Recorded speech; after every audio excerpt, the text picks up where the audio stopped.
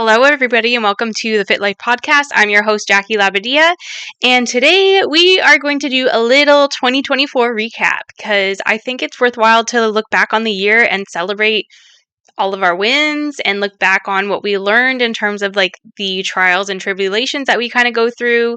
And I just want to share mine and share like where I'm at and what kind of things that I went through this year, because the nice thing about having a podcast is like talking about these things and showing like what is actually going on without this filter that social media kind of tends to put on our lives. And it's real. I'm human and I have my own struggles, and I often don't feel like I have a place to share it where it's necessary, even though like I guess I kind of do. But yeah, we're going to kind of go through that. So here we go. So I kind of just went through the year and just put in like a few notes and things, and I probably will elaborate on them and go through that. But yeah, this was my year in review. So January was my daughter's first birthday, and I feel like there's such an underrated piece of this, of celebrating the parents of getting through the first year of a child. Like, newborn phase is no joke. Delivery phase, like when you deliver a baby, that's no joke. Whether it's your first or your fourth kid, like just there's so much transition to having a child, and that first year is so challenging. I know for me, going from at first I thought going from 0 to 1 was harder, but I do feel like in retrospect going from 1 to 2 was a lot harder. Like, there's so many pieces of being a parent and being able to like with your first, you're learning how to parent and you're kind of like finding your own way of doing things. With 2, now you're not just parenting one, but you're having to juggle both of them. And for the parents out there who have like more than 2 kids, like all the power to you, because that is just not going to be me. um, but yeah, going from 1 to 2 was incredibly challenging, just like more so mentally and emotionally. Going through that, juggling the guilt of like feeling like you're not giving your like one attention while you're giving the other one attention. It's so divided. There's so much more stimulation. So I just found that like it took me so much longer to get to a place where I felt like myself again, and where I felt like I had more capacity, not just for like the other things I wanted to do, but for my kids and like being patient and being a good mom and stuff like that. So, and feeling like I was in a place where I was thriving rather than just surviving. That survival mode lasted way longer with my second than it did with my first. So just that celebration of her first birthday was also just a reflection on that year and like how much we had kind of been through. And even her birth story too, like the way that she came into the world was, oh my gosh, like it was like probably one of the hardest things my husband and I have ever been through together. And yeah, like I guess so that was just like that 1 year mark after that happened, um, was a big deal. So I guess like opening that up into a segue, with when my daughter was born. So basically, to kind of like put context to this, I'm going to share my son's birth story because it just puts things into perspective for my daughter. When my son was born, it was the very, very, very beginning of the pandemic. He was born on March 17th, 2020, which was the very first state of emergency. Like, that's the day that they announced that state of emergency.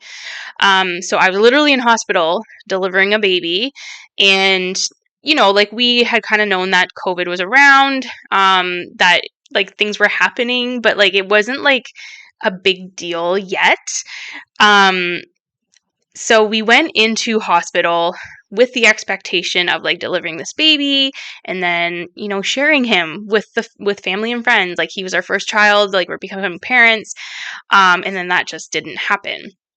But essentially what happened was that, so TMI, if you're a mom, there's no such thing as TMI. Like, this is just what happens. It's your body. I knew I was going into labor with him. Like, I was getting contractions. They were getting like more intense and stuff like that.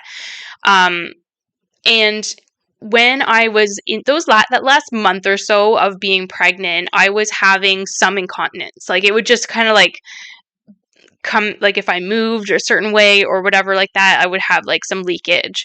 And that day in particular, I knew I was in labor, but it wasn't the same kind of leakage that I had been getting prior to that day. So I was getting more, and when you're told that your water's breaking, you're told that usually it's either like a gush, like it all comes out at once, or it's like a constant trickle.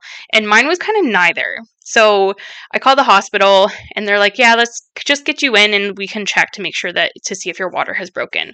And of course, like by the time I had decided to call the hospital and they had recommended this, it was like 10 o'clock at night. So off we go to the hospital right around our bedtime. So we get there and they check my water, and my water had broken. It was just that like baby's head was essentially kind of acting like a plug and was blocking and was like, as I would move, the baby would move and kind of block that leakage. But when they tested my water, they said that there was some discoloration and they were kind of concerned that there was meconium in the fluid, my brain is just farting right now. Yeah, like in the fluid around the baby. So that, if you don't know what meconium is, it's basically like if baby defecates, then his like his poop is in the amniotic fluid around him, and if he ingests that, that's really, really dangerous for the baby. So they wanted to induce. So I ended up getting induced, and my contractions went from like, like maybe a 4 or 5 in pain out to like a 10 out of 10. Like, I was getting back contractions, and if you've ever had them, they are the most painful. And like, even the nurse said to my husband, like, because he was like, is this normal? And she was like, back contractions are like the most painful contractions you can have. And like, I had an idea that I would probably want to get the epidural. So basically, like, I remember saying to the nurse, I'm like, I feel like such a pussy. Like, I just, like, I wanted to try to, like, see how, like, wait this out and see how long I can go, but I can't go any longer. And she's like, girl, you are not. She's like, you look at me. You are not. You are strong. This is incredibly painful. Let's get you that epidural. So I get the epidural. And if I can tell you that once that epidural kicked in, I have never slept so well in my entire life. And if you've ever, it's kind of funny because when you're pregnant and like, especially near the end when you're not sleeping great and people are like, oh, keep up with your sleep, like get all the sleep you can get all the sleep that you can before the baby comes. And you're like, fuck you. Have you ever tried sleeping while you are pregnant and look like a meatball? Like, yeah. So anyways, I had not been sleeping well. And that epidural, like, was amazing. So basically what happened was we had to, like, wait for me to fully dilate. And I basically had to sleep. We slept through the night waiting for me to dilate. And it wasn't until about like mid-morning the next day that I was fully dilated. And they had me trying to push. So we start pushing. By this time I was feeling the epidural fade. And so I told the nurses that I'm like, I can feel what's happening. Like, I think the epidural is fading. So they were like, okay. But there was a point in the pushing where all of a sudden, like, a whole bunch of nurses started coming in. The OB came in and whatnot. And I was like, what the heck is going on? And so at this point, I didn't know what was going on because nobody had said anything. But it wasn't until after we even had my son that my husband was like, he's like, I was watching the heart rate monitor and they lost it. But then they were able to recover. So I'm glad that I didn't know at that point because it would have freaked me out, especially as a first-time mom. But essentially at that point, they called in the anesthesiologist and also the OB is there. And basically the OB was like, listen, like, we can continue to push, but because of how high up baby is, we're concerned that pushing will cause more distress on him and it's going to result in an emergency C-section. But if we put more epidural into you at this point and then need to go into an emergency C-section, we're going to have to put you under, and dad's not going to be allowed in the emergency, or sorry, in the OR, and we will have to deliver that way. Or the alternative is we just go right to an emergency C-section now, and you can be awake. We'll get you more pain medicate, or like we'll do like a spinal tap. Dad can be in the room, and we can just like do it now. And it was so intense because like all these people are standing around me waiting for my answer. And I remember looking at Victor, and he's looking at me like, it's your choice. And I was like, in my head, I'm like, I'm not putting my baby in any more distress than I need to just have a vaginal delivery. Like, that just wasn't important. Like, the delivery, how I delivered just wasn't important to me. I just want a healthy baby. So yeah, like essentially we just chose to just go right to C-section. So this was considered an emergency C-section because it wasn't planned, and it was under like certain dire circumstances. But we go in, they kind of rush me in a little bit, they're talking amongst each other, like people, like all the nurses in the OR and in the OB are all talking amongst each other. Things go very smoothly. I'm being like reassured. When they took my son out, the OB, sorry, I'm getting emotional talking about this. The OB like showed him to us, and like my husband was able to take a picture. My husband was able to go and help weigh the baby and cut the cord and all of that stuff. And it was great. Like in retrospect, it was great. In the moment, it was like super intense because I had never had surgery before in my life, and you get this like big curtain up in front of you, like I can't see anything. When you get the spinal tap and stuff, you have to keep your arms out to the side. I got the shakes and the shivers like crazy, and like just could not get myself under control in terms of that. And I just remember like not like wanting to be more present, but also like my body was just like felt out of control. Like I felt like out of my own body, and that was like intense. And I ended up staying in hospital for like 2 or 3 nights, I think.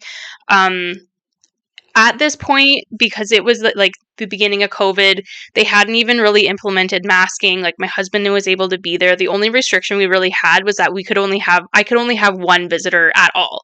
So even if my husband left, I couldn't have someone come in and take his place, kind of thing. Like he was the only one that could come and go.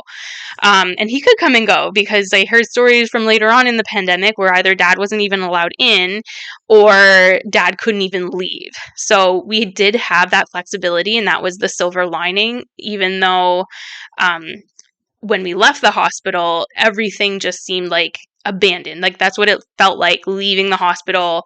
We're driving down the road and like nothing is open. There's nobody around. We lived in the city at this point too, so that it was just like crazy. And then the emotional roller coaster after the fact, and realizing that we were basically isolated at home and nobody could come and see us or our newborn child. Was like a huge transition, especially in those new postpartum days and stuff like that. So anyways, that's my son's birth story, to just like put this into context. My daughter, so if you, at this point, like when I got pregnant with my daughter, I was doing my coaching thing. I had been sharing my story on social media. So I had an appointment to get cleared for a VBAC. So if you don't know what a VBAC is, it's a vaginal birth after C-section, after cesarean. And what they essentially do is like if there was any kind of valid, if there was any reason for the C-section that had happened with my son, aside like from like circumstantial situations, then the doctor looks at whether it would be plausible for you to have a VBAC and whether that's safe. So the OB that actually delivered my son was actually the one that I ended up consulting with, and she remembered my story, like she remembered my birth, and she was like, "Yeah, I don't think there was going to be any problem with you having a VBAC." So I was like, "Okay, great," because like just the recovery piece of a C-section, I did not want to go through with again. I had heard multiple stories of people having VBACs where they said the recovery piece was like night and day, like the recovering from a vaginal birth in comparison to a C-section was just like way better. So I'm like, I don't want to go through a C-section again if I don't have to. And if I can deliver vaginally, like, and have quicker recovery and all of those things, that would be amazing. With my daughter, I did end up going with a midwife. With my son, I had an OB. My midwife was incredible, and she was so supportive of all my decisions. She was an amazing advocate during my birth, and like just like the postpartum care that you get from a midwife is incredible. With an OB, you get your 6-week checkup after you have after you give birth, but there's nothing in between that. So, and then of course during COVID, I have an emergency C-section, and my only checkup with my OB was my 6-week appointment, and it wasn't even in person. Like, they did not want me coming into hospital because of COVID, but even though I had an incision, nobody looked at it. So I felt so shafted, and I'm just like, so I just don't get the care that I'm supposed to get. But with my midwife, she was just so incredible. So anyways, my daughter, I went into labor, like, it was like a Sunday. It was, it was the Sunday before her actual due date, like the day before her due date. And I was going, and I know it was in labor, so it was just that whole waiting game of like waiting to go fully into labor. I remember calling my midwife like before going to bed that night, just kind of giving her a heads up, and she's like, "Okay, like let's just like play it out." And then at like 3 o'clock in the morning, I was like, "No, like these are intense. We need to go." So my grandma came over to watch our son at 3 o'clock in the morning. God bless her heart. And we go to the hospital, and my midwife checks me, and I'm only like 3 centimeters dilated or something. Maybe it was 5, I forget. But because I was in so much pain, they're like, "Okay, well, like, let's get her checked in at least, and like start the epidural." And it was the same experience with my daughter, where I was having back labor. So again, like super, super intense contractions, just like out of this world, the worst pain I've ever been in. So we get the epidural, and it was just the waiting game again of like getting me dilated, and it was just very, very, very slow process. So there is like, I don't remember what happened exactly. There was a point where maybe we tried pushing. I forget what happened. But we lost the heartbeat of my daughter, but we were able to get it back again. And it was just kind of like one of those things, like we lost a heartbeat. We were having difficulty like getting it back. This whole team comes in, for like the nursing staff, the OB, and all that stuff.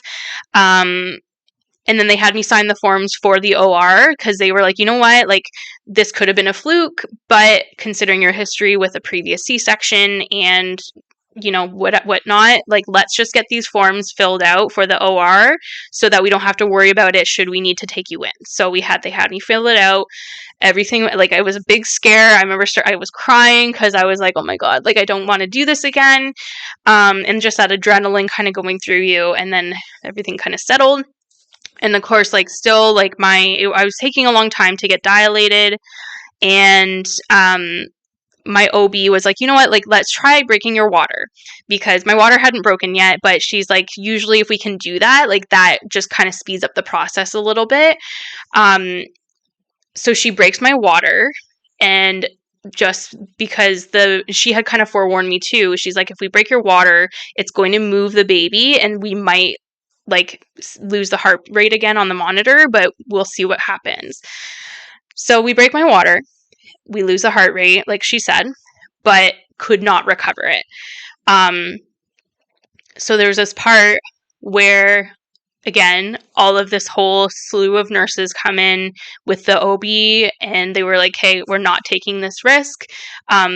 We're going into the OR. So they wheel me into the OR, which was right across the hallway, thankfully. And it was not like the experience I had with my son. It was way more intense. I was hearing things like, we need to get this baby out now.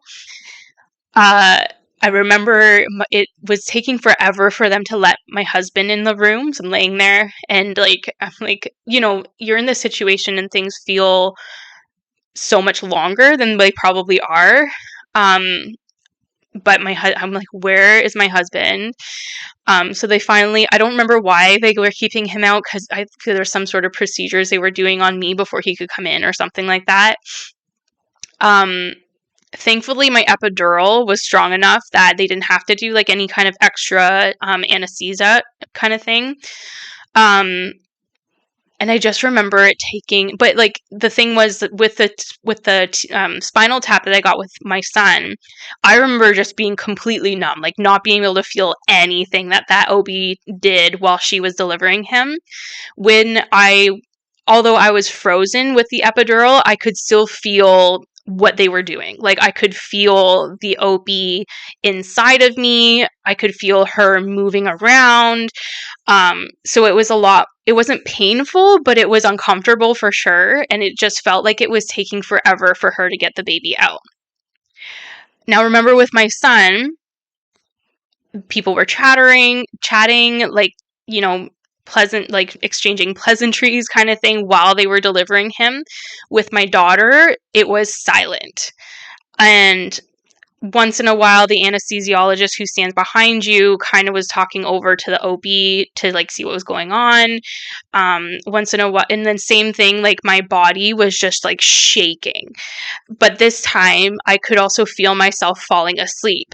And I didn't know what that was, but I just remember just like all I wanted to do was close my eyes, and I had to fight to stay awake. And my husband's standing there, and I'm like, what is happening?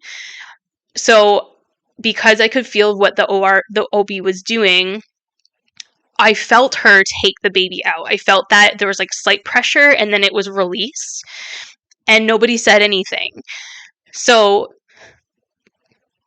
there was this point where I don't know how many seconds it was or not, but it was just like, is she alive?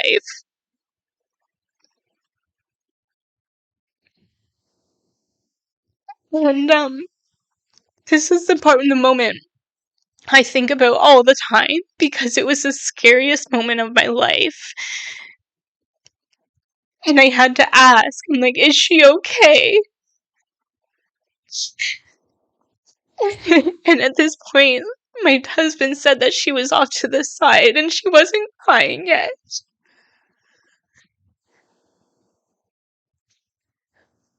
And then finally they told me they were just getting some fluid out of her lungs, and she was crying. It just wasn't very loud.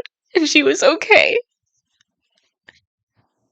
But I talked about this with my therapist because it was a moment I was reliving for so long.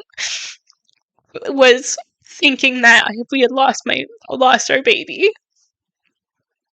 And my therapist suggested that because we knew what the outcome was, to fill that space, like that moment, with something good. And she suggested, like, if you believe in heaven or angels or something like that, that pictured somebody was watching out for your baby. And that has been really helpful for me, and just like turning around that moment of from fear to like hope, in the sense that like something saved her, and so that she was okay.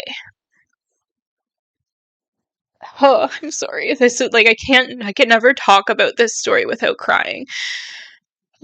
So once she was out and like I was stitched up, they had to take her to the NICU because she was having trouble breathing. Her blood sugars weren't stable and all of those things. So I didn't get to hold her until later that night. And I had to ask to be like wheeled over from the maternity ward to the NICU to see my daughter. Oh, actually, no, that's not true. My husband took me over after a couple of hours before we could see her. But between that time, the OB did come to see me, and she kind of told me what happened. And she said that apparently I have a heart-shaped uterus. I knew I had a tilted uterus, but I have a heart-shaped uterus. And she said that that was stopping, like, making it challenging for the baby to descend.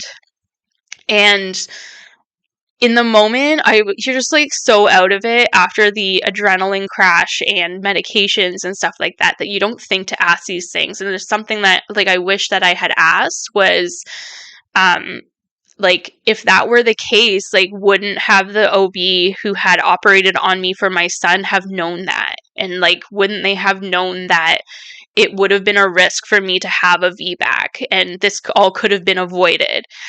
And when I look back at my first year postpartum after having my daughter, I didn't realize how angry I was. Because really, like, you're so exhausted and just in this survival mode that it's like I didn't have time to feel that anger or deal with it.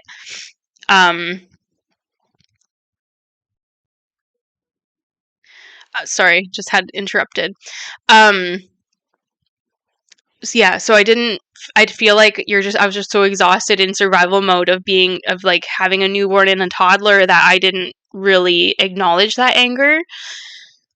And that's something that I've since processed and have come to terms with, because obviously my daughter's great now and she's thriving, but just knowing that that whole thing probably could have been avoided.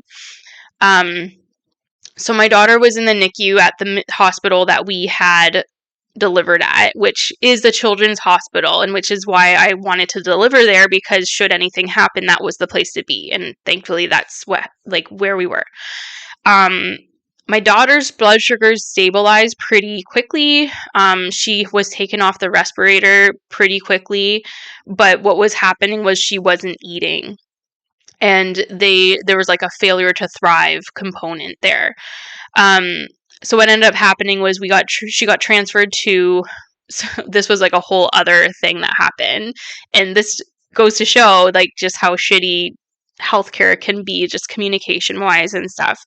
So I ended up going to rounds, like they were rounding on the babies. So I went to when they would do my daughters, and they were asking us like where we lived and the potential of her getting transferred to another hospital because she wasn't needing the level of care that was offered at this hospital. Like they were like a higher level care of NICU, where my daughter just needed like a step down. So they were looking at options of that transfer.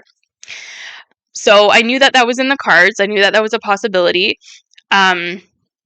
And then I feel like I forget when it was, but at some point that day, so this was the next day after my daughter was born.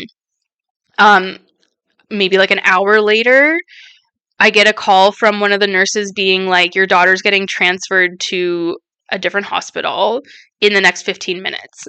And I'm like, I just remember like breaking down. Like, I'm like, I just delivered my daughter through this whole intense experience, and now you're telling me that she's not even going to be in the same hospital as me in 15 minutes? Like, that's no. And she's like, I'm so sorry, like we just found out too, and all of this stuff. And they had told us, so if you live in Ontario, so we're at McMaster Hospital, I live in Caledonia, which is about a half-hour drive. They told me that she was going to get transferred to Brantford, which is like another half-hour drive, like from this hospital, but away from where I live. Nobody I know lives in Brantford. Like no supports, no anything. I'm also still in hospital recovering from a C-section, and Brantford just didn't make sense. So I was so upset. I call my husband. Yeah, because he had gone back home to be with our son for a little bit. He's livid. He's calling people and having it out with them. And then my nurses come in and they see me crying and they're like, "Oh, you found out." And I'm like, "Yeah." And in this conversation, I mentioned Brantford and they're just like, "Brantford?" We're like, "We were told that she was getting transferred to St. Joe's." So St. Joseph's Hospital is also in Hamilton, where like very close to McMaster, and is actually the hospital that I work at. Like I'm employed there. So and it actually has a maternity ward, and they told me like they want to transfer you there because there's also open beds in the maternity ward, so you can go with her. We just don't know when you're going to get transferred yet. So I felt a lot better about that. But like again, like going back to the NICU and seeing my little teeny tiny baby get all strapped up and put into like a little thing to get her transferred to off the unit to a different hospital away from me was like a whole other emotional roller coaster that I think about it and I obviously can't be very emotionally stable about it. It's just like not experiences that parents should have to experience, but it was just so sad. So the porters that were transferring my daughter were amazing. They were very reassuring. I go back to my room and they tell me they don't know when I'm going to get transferred, but they'll let me know when they know. So I go and like just relax in my room for a little bit. Lo and behold, like maybe 20 minutes later, half an hour later, the same people who were transferring my daughter come to my room and they're like, "Hey, surprise, guess what? We're transferring you too." And the nurses had no idea. So I had like 2 seconds to pack up all my things and like get in the stretcher and get transferred to where my daughter was. So anyways, also 10 out of 10 do not recommend that if you ever have a C-section to get transferred in an ambulance, because that was like the most painful second most painful time of my life. I just had surgery the day before and it felt like my insides were going to come out because of like how bumpy the back of an ambulance is. And then I could feel it like for days after, just like almost like I was beat up kind of thing. So anyways, we go to St. Joe's and we ended up staying there for almost a month. And I know like a month can, depending on who you are, a month can sound like a lot. To me, it was a lot because she was a full-term baby. And the one thing that we were working on was getting her to feed. And the doctors had a certain threshold that they wanted her to feed at in order for her to go home. And of course, like their concerns were like, well, we're afraid that if she goes home and then she's not eating well, that she's going to end up coming back to hospital for failure to thrive and all of these things. But then my husband and I were frustrated because we were like, you have too much expectations of her because she's still eating. And if you've had a baby before, you know that they don't eat the exact same amount every time that they feed. And that's what they were kind of expecting her to do, was having this exact same amount, the same volume for every single feed, like of the day. So like I think she fed every couple of hours or something. So my little tiny baby girl had this little tiny feeding tube down her nose. Full-term baby, and just like was taking her time recovering and getting to a place where she could feed well and feed as consistently as possible to where the doctors were happy with it. We had to advocate, and we had this amazing nurse who was so helpful, and she was so good with advocating for us. Because the doctors wanted a certain amount of volume in order for her to get so many like calories, right? So for her to grow, but she wasn't getting that volume. So the other option was increasing the calories. So instead of having like a certain amount of volume, we would be increasing the calories in the formula by supplementing with, there was like a different higher calorie formula. So she didn't need as much volume in order to get the same amount of calories. and like we were told about this like maybe a week or two before she ended up getting discharged, and we were like, why aren't you doing that? Like, why is this such a big deal that she get the volume? So if she doesn't want the volume, but you still want her to get calories, like what? Anyway, so it was a big thing. And just like again, like not being parents for the first time and also being healthcare workers, it was just like so frustrating to get heard and to like finally get to a place where we could like feel like we were on the same page as the doctors. And again, like I know that this is not worst case scenario. I know people who have been in worse situations, and I cannot fathom those situations and going through them. And I wouldn't wish it on anybody to go through these situations and be in hospital with your child, especially for a prolonged period of time, and being separated. Like that was also the worst part, was like I was separated from my son during this time. Like, so, and then I would go home for a couple of days just to get out of the hospital. And then I would be separated from my daughter. So my newborn child that was in hospital. So it was just like mentally and emotionally a really, really difficult time, and not, yeah. So there was a lot of trauma there to like kind of sort out, and I talked to my therapist a lot about it, and I even still like at times obviously get really emotional and when I think about it. But we got through it. So all of this half hour splurge to say like my daughter's first birthday in January of this year was a big celebration to us because we got through the hardest time of our life with delivering her, and getting through that initial first month was like one of by far the worst thing that we've ever been through, the most challenging thing we've ever been through. Silver linings though was that the people who were there to support us were incredible, and we felt so loved in that, and knew that we had so many people on our side who were vouching for us and were trying to like help us in whatever way that they could. And I could not express the amount of gratitude that we had for that piece of it. And then the nurses that were in and taking care of our daughter and advocating for us. And this is where like it was an interesting experience because I'm a healthcare worker and I was on the receiving end of it instead of being the one providing, and just seeing what a difference that healthcare workers make when it comes to somebody's family and their well-being and all of those things, and also like what their care is going to look like. So it was an interesting perspective to see that. Because I was in the same hospital that I actually am employed at, I also had some really incredible coworkers who were so supportive. My one coworker, even if I didn't see her, she would bring me a coffee every morning.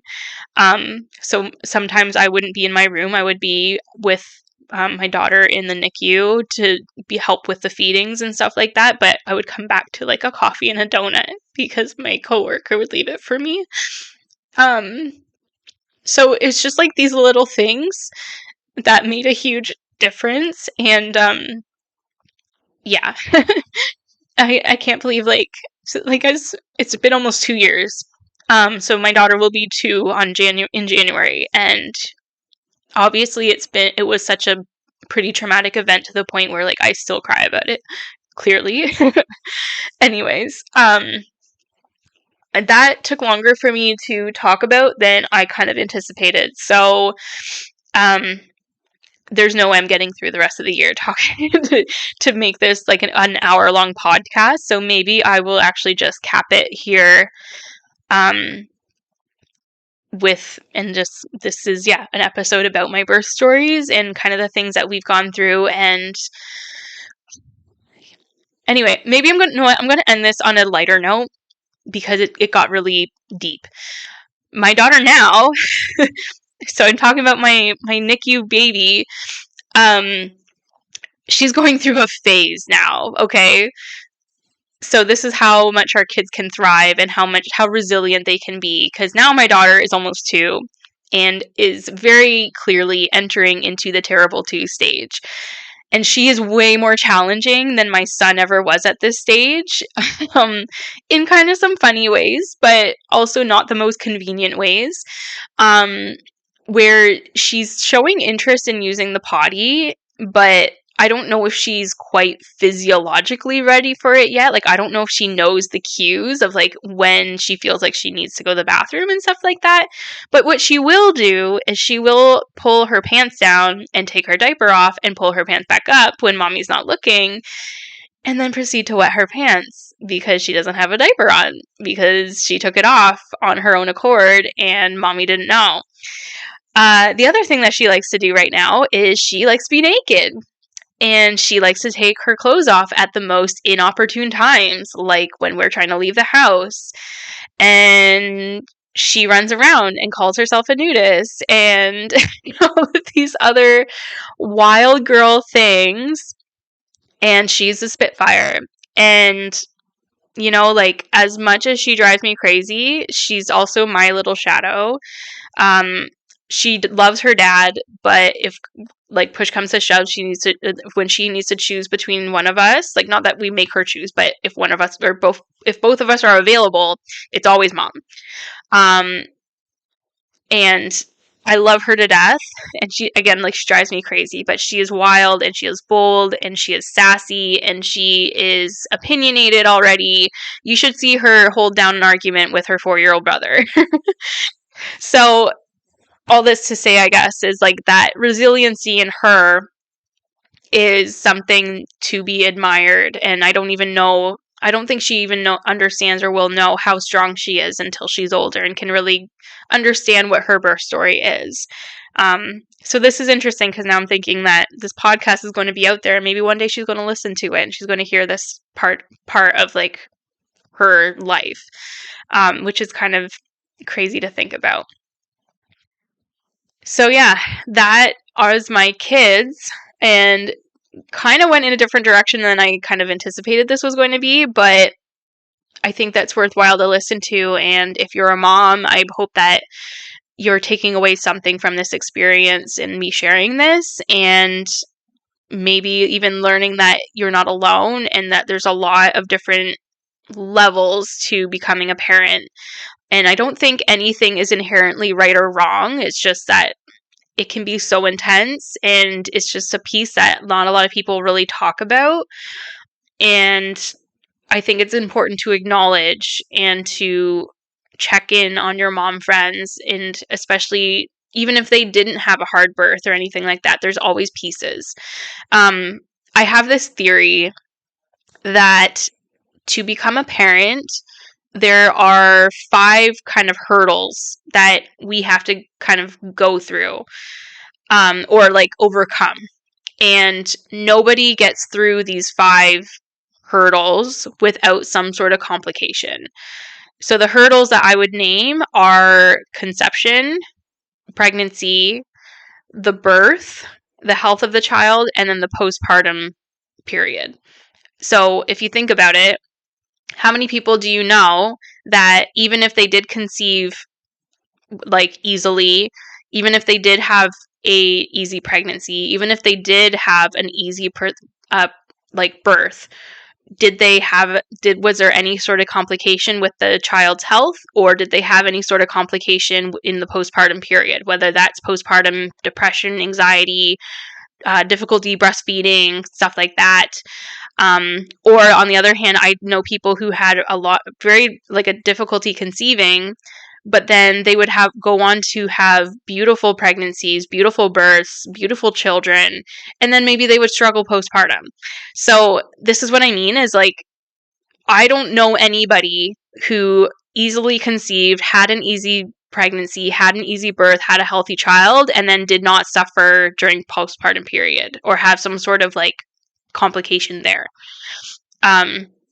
If you do know somebody, all the power to them, or they're not telling the truth about something, because there are things that we can hide, right? Like, we can hide the difficulties of pregnancy or the difficulties of postpartum. But I really don't know anybody who's gotten through all 5 of those phases without some sort of complication, with at least one. So for me, I would say pregnancy I hated pregnancy, and it just like was so hard on my body. My pregnancies and my births have been we're both consistent with both of my kids, and then with my daughter, obviously the health aspect of it, and then thankfully with postpartum, although I had difficulty breastfeeding with both of them, I was not diagnosed with any sort of like any kind of condition that made it that much harder. But yeah, like just something to think about too. So anyways, I'm going to wrap this up here.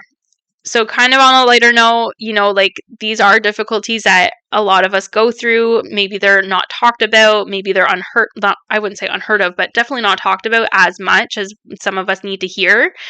But yeah, maybe I will finish off my 2024 recap.